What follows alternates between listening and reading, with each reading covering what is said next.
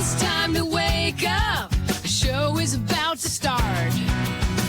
With lots of stories about poo and a bit of heart. When it comes to Joanne, no, you won't find no faults. But if you mess with the bull, you might get the Schulz. It's time for Mornin. It's Morning with Bill and Joe. It's time for Mornin. It's gonna be a heck of a show. It's Bill and Joe.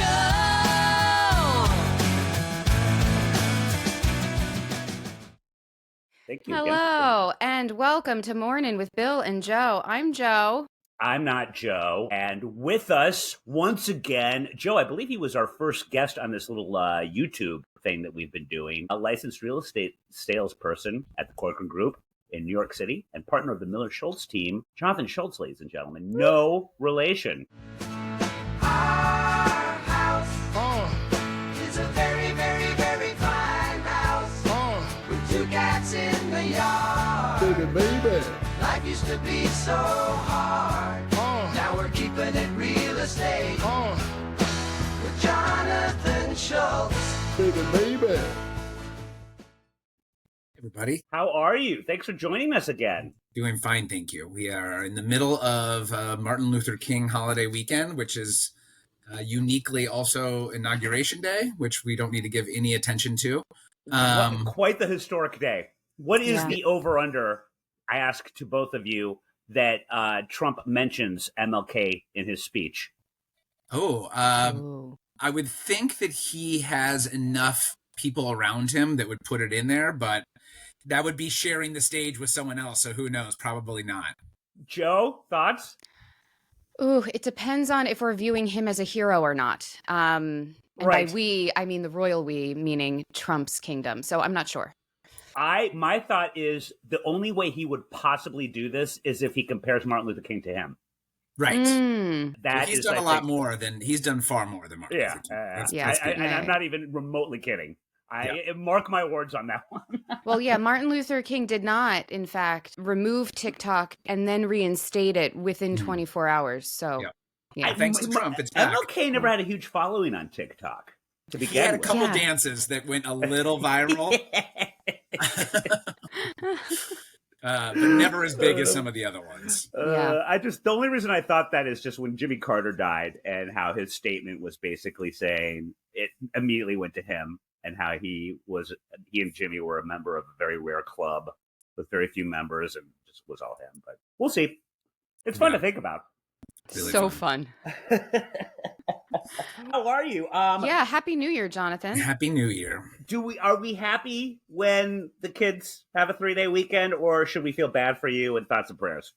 No, I don't mind it. It's I typically do breakfast duty, so I just like that I don't have to make their lunches and their breakfast in the morning, and I can sleep in a little bit too because I don't have many showings going on today. So that worked, and then we do try. The past, I don't know how long. I know we could look it up, but they called the day of service, so they like kids to go out and do things, and of course my older kids, we asked them to try to sign up for things. They know where they can go. And surprisingly enough, they had forgotten to do that. So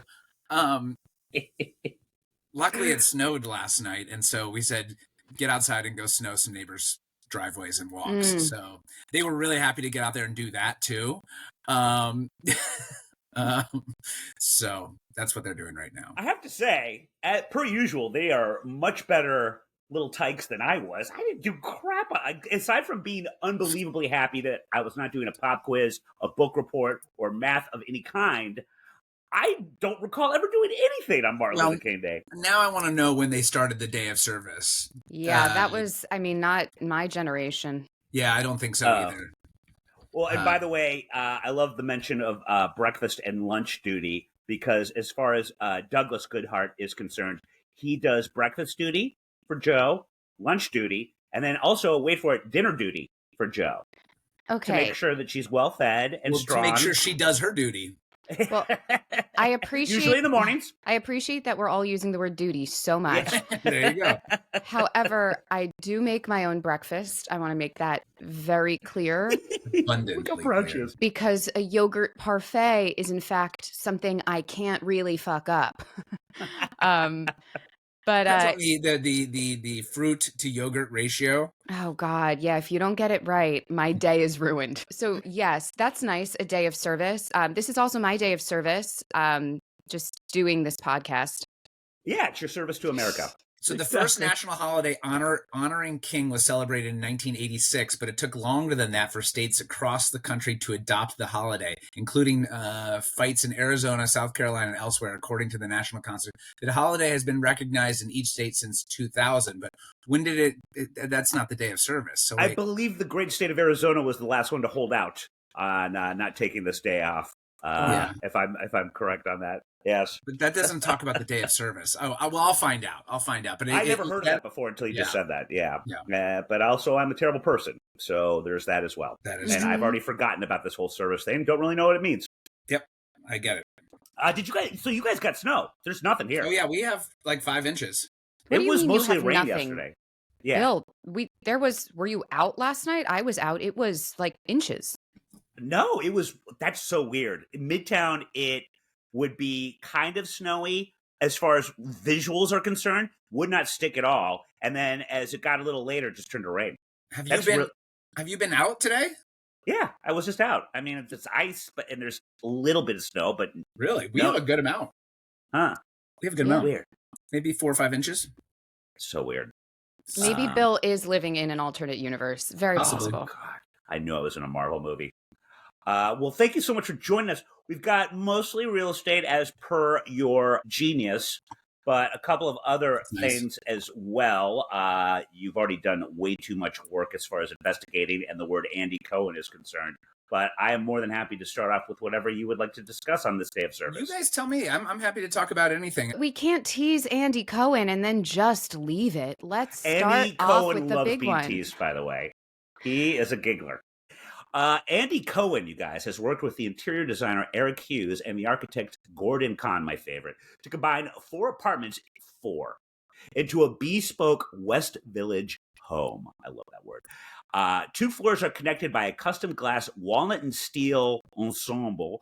The TV host, author, and longtime producer spent 21 years building his dream West Village home, a fantastical assemblage of said 4 apartments that he turned into a 3,500 square foot Andy Cohen clubhouse where light floods nearly every room. I have one room and there is no light. The first time I ever walked into Andy's apartment, I said, whenever you are willing to part with this, even if I have to pull it from your grip, please let me know because it's a one of a kind, said Ryan Serhant. Have you ever heard of him, Jonathan? Oh yeah, yes. And he has a TV show now too, Bill. Ryan Serhant was one of the first guys on $1 Million Listing New York City. Is he? Okay. And then he has a new one on Netflix. No, he's I know him. Yes, very well known in the real estate industry. Yes. I have a cell phone if you'd like that. Please, You dox him. stole his cell phone? I hope there's weird porn on it. Owner of the eponymous luxury brokerage Serpent and the star of Owning Manhattan. I have actually seen that, yes. The apartment is whimsical and colorful. You guys like Andy. A powder room features a bright red lacquered entry and dynamic silver mylar wallpaper from Brooklyn-based Flavor Paper with a Waterworks marble vanity, a marble floor, and a vintage mirror. In 2003, he had purchased a unit for $1.4 million. That's now the ground floor of his duplex.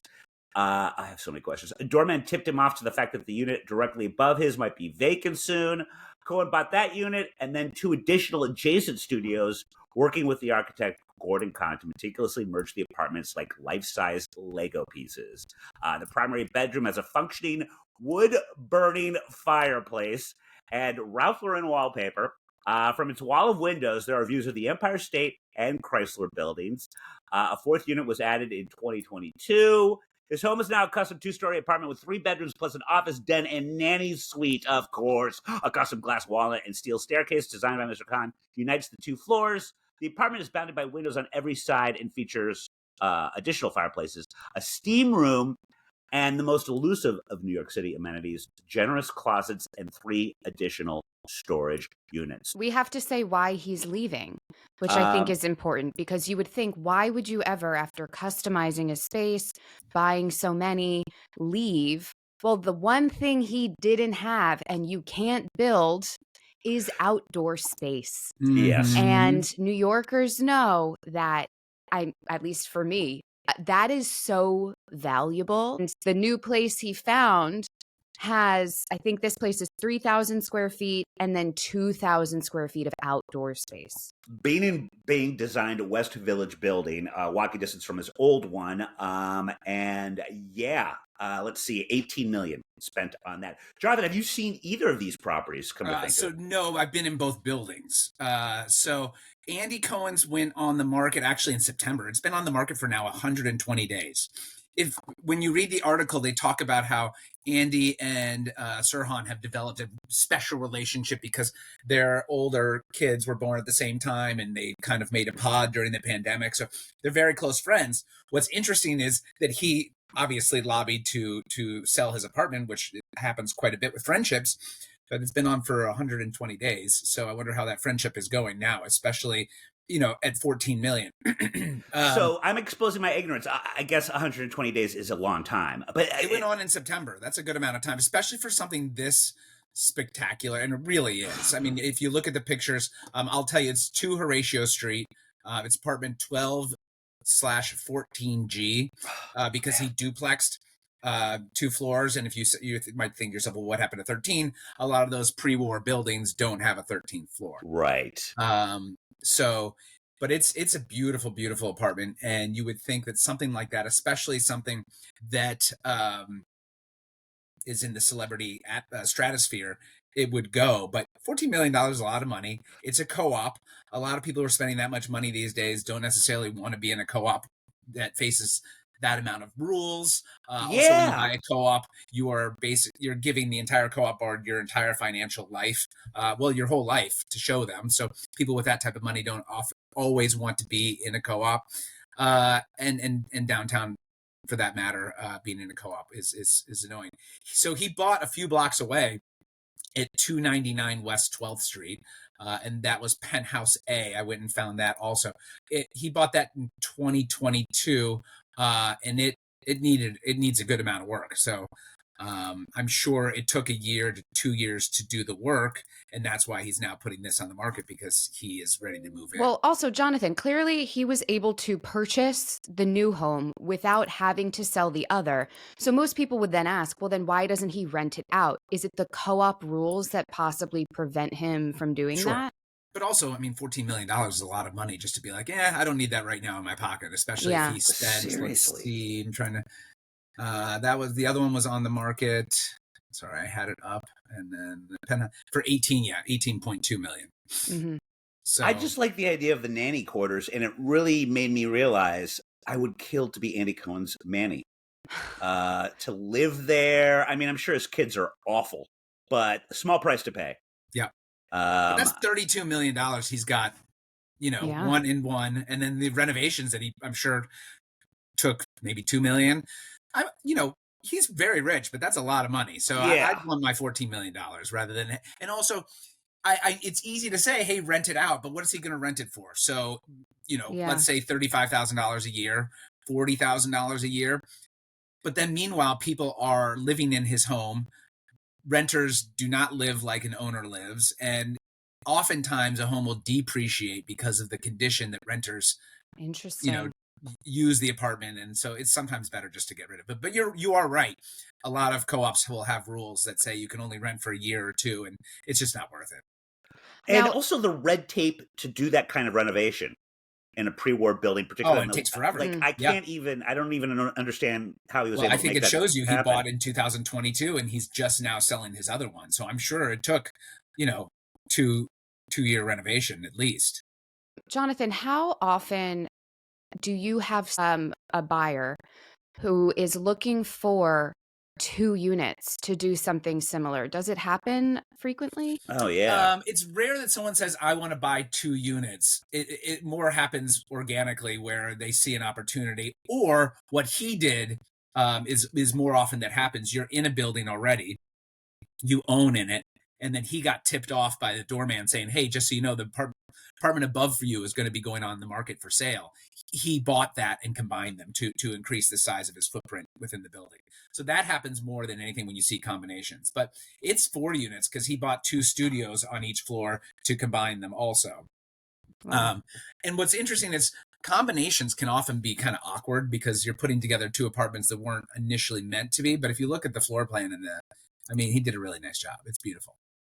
Yeah. Is there anything comparable that you've dealt with property wise? I've never really heard of anything like this. And I assume, is there a white whale out there that you have had or are still dealing with it because there are so few people that could afford such a thing, or maybe even would want it? It's just sort of like it's actually hard to unload. Yeah. So I guess what maybe you're asking, sometimes you'll find when you'll have an apartment in a building that is absolutely gorgeous, but you're right, it is the white whale or white elephant in that White building. elephant. And most of the other apartments within that building are much, much smaller. So we had a beautiful unit right in your neighborhood, actually. It was very large, maybe 2,800 square feet. All the rest of the apartments in that building, though, were 1 bedrooms and studios. And so a lot of times people who are looking at that don't want to be the largest apartment in the building because it devalues the overall marketability and value of the apartment when you're stuck amongst much smaller units. But that's not the way this is. I've shown in this building before, and I remember waiting for a customer, and this little old lady comes in. She's all bundled up. She's walking her dogs, and I'm just staring at her like, who? I was like, oh, that's Sally Fields. That's Sally Fields. Wow. That's awesome. Well, and with that, God knows I have some neighbors that are really weird, and luckily they don't know who I am. But I am told by doormen and other people that they are just psychotic and awful. So I'm glad they don't know me. But I'm assuming when you're just even waiting around in properties like this, you must have had some interesting interactions with people that perhaps might be a little older, a little persnickety, maybe awful. Yeah. More than anything, if you're just sitting in the lobby minding your own business, no one's going to bother you. But there's especially in that neighborhood. So 2 Horatio is a very well-known building. A lot of it because of Andy lives there and other celebrities have lived there. It's in an incredible location. It's right kind of at the top of the West Village. But around the corner, there's another building. I think it's 205 West 12th Street. Sitting in that lobby, you'll see a lot. I remember seeing Ellie Kemper in the lobby walk through. Glenn Close walked by me. But that's crazy. It's fun to be in those buildings and just kind of sit in the lobby and when you're waiting for an appointment and pay very close attention to who walks by you. Oh, yeah. You know what, Jonathan? I really think that this is a job opportunity for Bill, and it could help you. He should become a doorman. I have absolutely applied. And you have to get a union. You have to be in the union, yeah. Oh, we'll do it, Bill. Look into it. And then you could help Jonathan out by knowing, who's about to kick the bucket. Yeah. Oh, I love how you just say selling. I'm like, who's dying? It's called depressed real estate. Yeah. Well, they usually have to sell. But Bill, this could be. I really think you should really focus on doing that. I would absolutely love it, but as with everything else in this city, it's a lot harder than it looks on paper. Obviously, there's a lot of stuff about being a doorman that I probably wouldn't be that great at. But yeah, the union thing is a kick in the pants, and it's almost like which is a union, but it's like the whole SAG thing of like, well, how do you get a gig if you need a gig to get the thing? Like it's kind of like that rigmarole, but without cameras. Yeah, maybe you should just play a doorman on Only Murders in the Building. Oh, that works. And by the way, you've had some experience with that building as well, right? No. So it's funny and it's embarrassing. I always thought it was a different building than it is, but I know both buildings. And it's unusual to have full block buildings. It is on 86. It used to be a big rental building, but it's not the one I thought it was initially, which was the Apthorpe. Which makes sense because the building that it's in is not as prestigious as the building as the Apthorpe, which I was always curious as to why they let them film there, but they're 2 different buildings. This one's on the Only Murders in the Building's on 86th Street, between I think Amsterdam and Columbus. Well, I wonder right, if yeah. that building's facade is getting as much action as Sarah Jessica Parker's apartment. Oh, nice Thank segue. you. Unbelievable. She is a pro. Okay, so I have been by this apartment before, and at first I was surprised when Bill was like, "Oh, the owner of the building is trying to block it off from tourists." I was like, Right. "It's been blocked off, but not really." Right. So when I've walked by in the past, they Right. have had a little chain link little rope Yeah. to essentially, and a sign like, please don't sit or pose or trespass on this stoop. Doesn't really stop people Right. because it's just a dinky little thing. Well, they have now received approval to build a gate.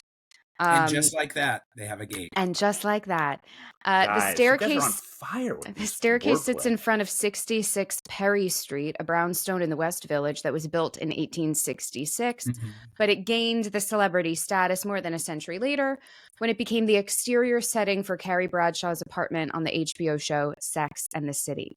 So the owner, Barbara Lorber, became emotional as she explained to a panel of commissioners the need to erect a gate that would protect her building and its tenants from a constant stream of fans who come to hang out on the steps and take photos.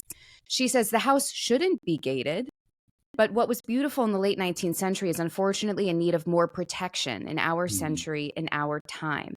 And she's apparently tried for a while to get something like this done, finally now approved. Here's what I thought was interesting at the end of this New York Times article. She said, take all the pictures you wish standing on the street, but please don't climb into our space and into our Yeah. windows. Yeah.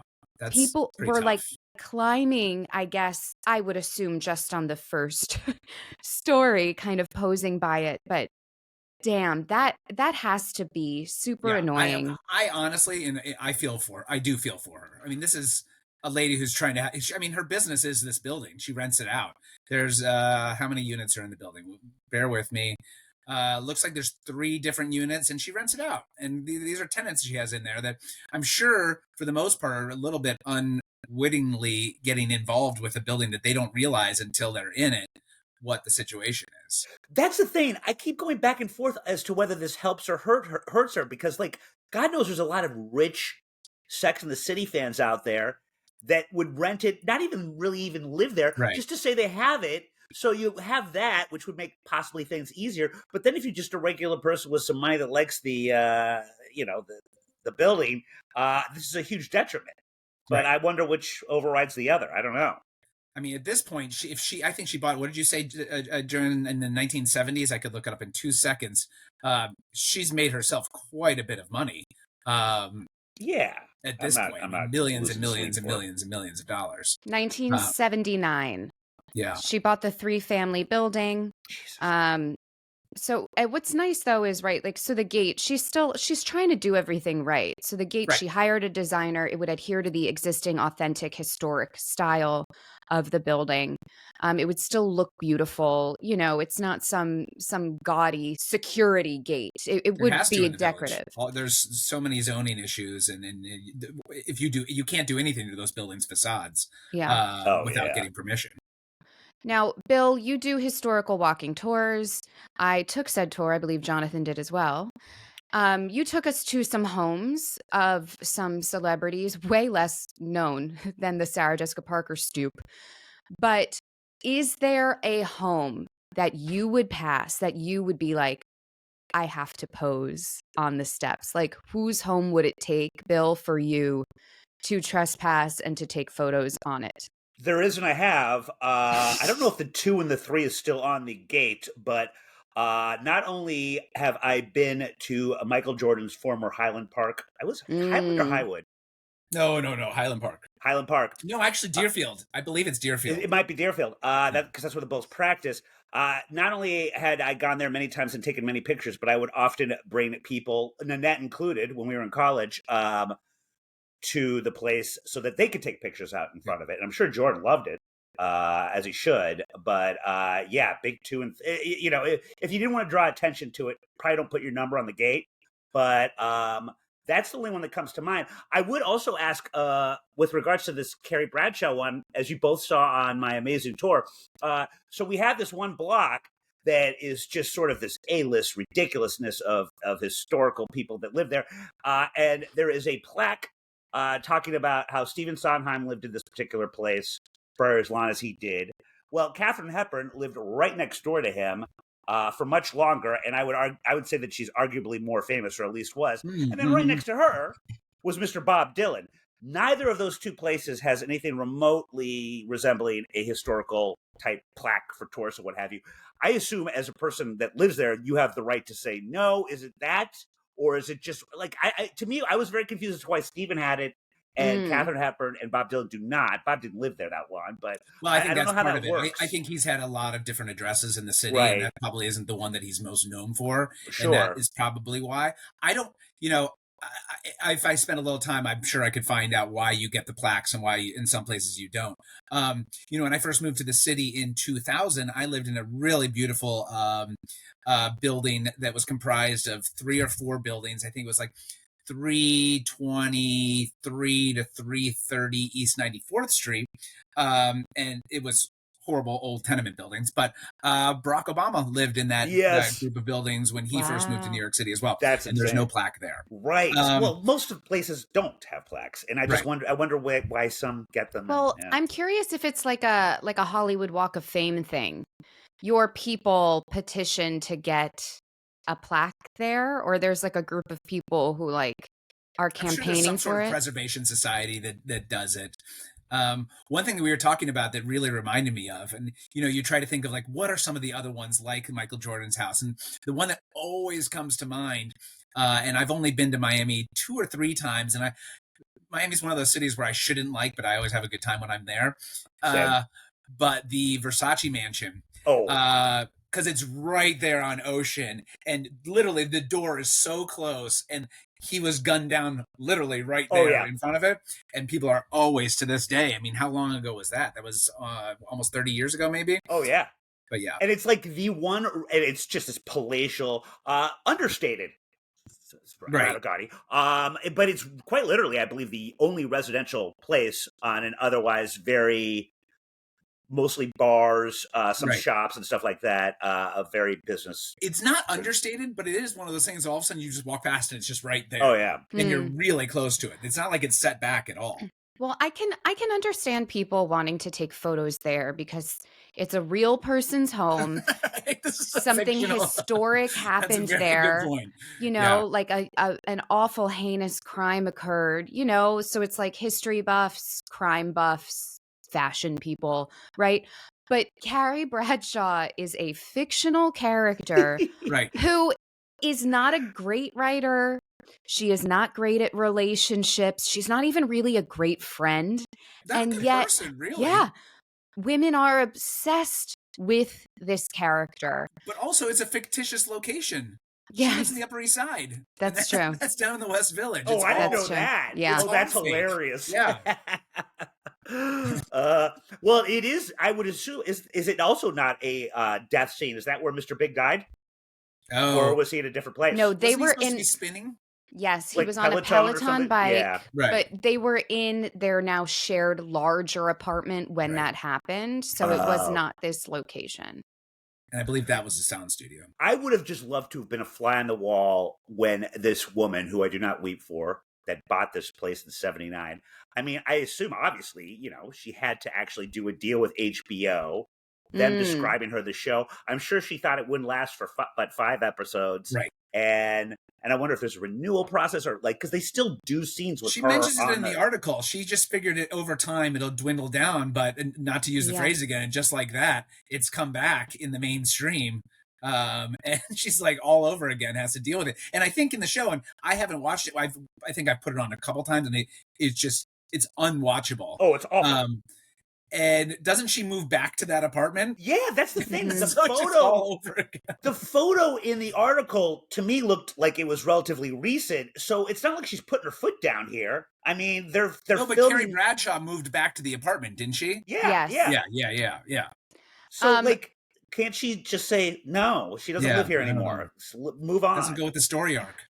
Exactly. Yeah. Right. If you're a true fan, you want her to move on. Now, Jonathan, you said you only have watched it occasionally. Bill had me thinking that We used to you. watch it. I will give Jonathan a little bit of credit in the sense that he didn't have a whole lot of say in it. Oh, okay. No. Please let me make myself clear. I've seen every single episode of the original one. I didn't know it was that Nice, much. nice.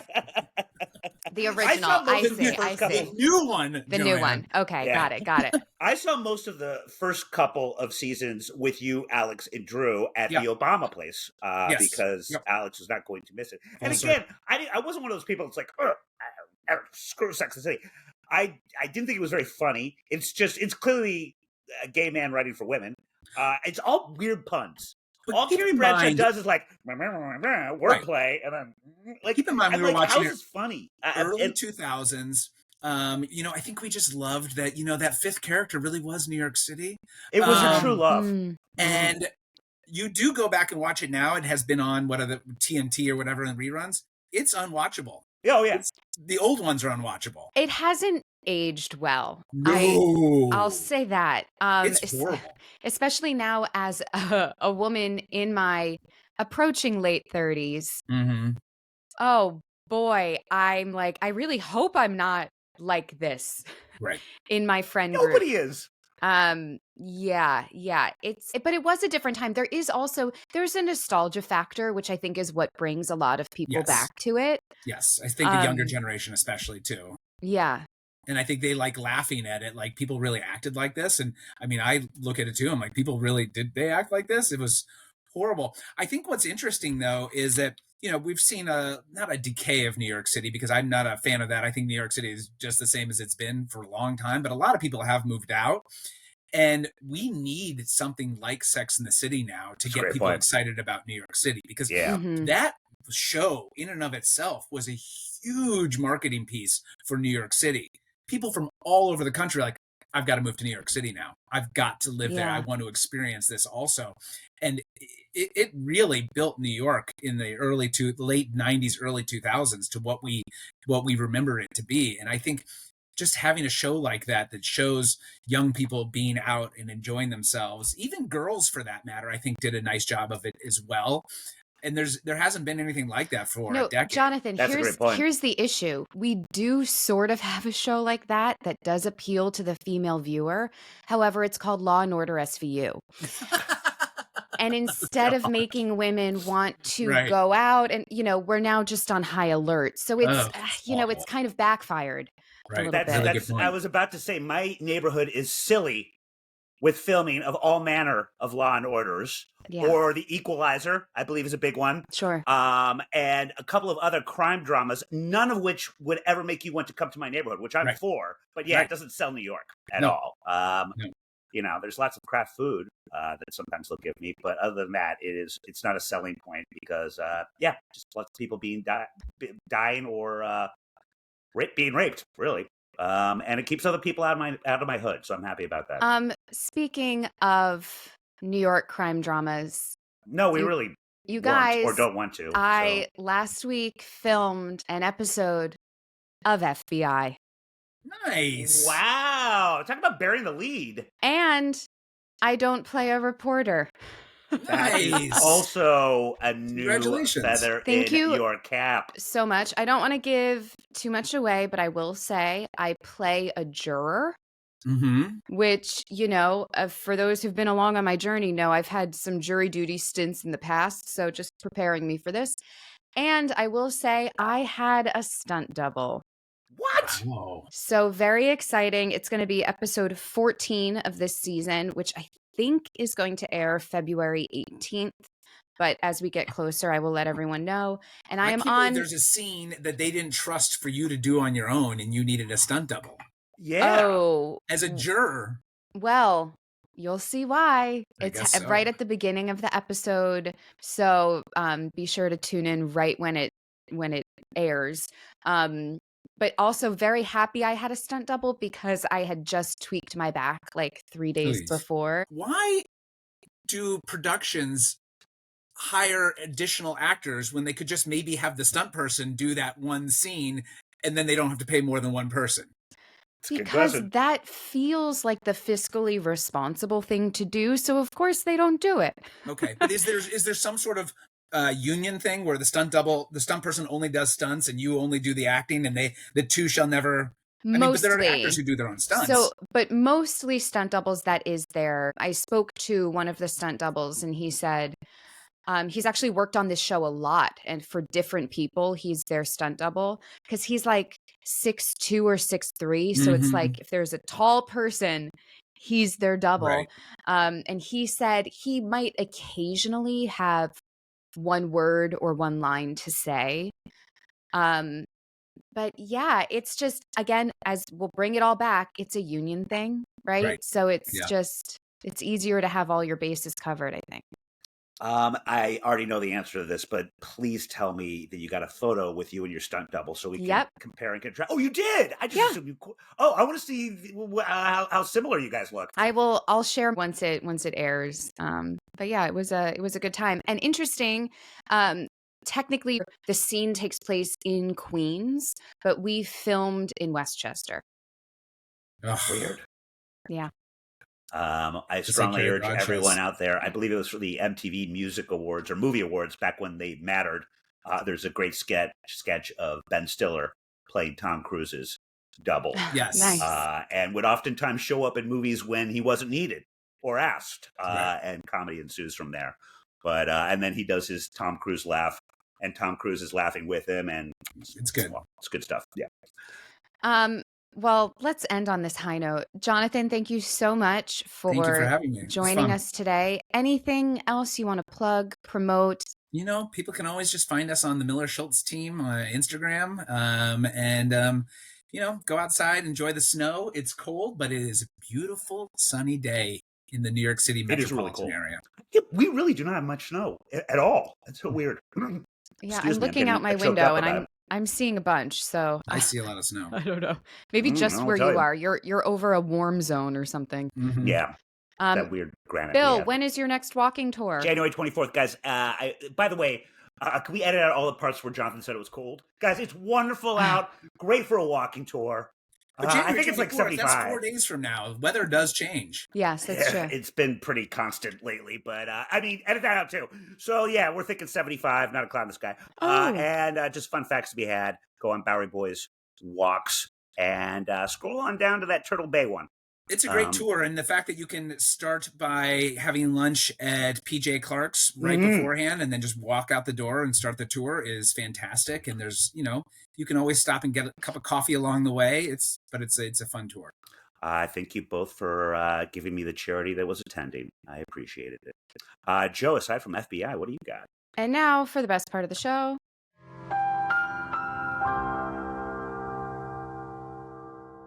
You guys, 12 years ago today, which this is airing tomorrow, but so 12 years ago yesterday, I was crowned Miss New York, USA. Oh my God.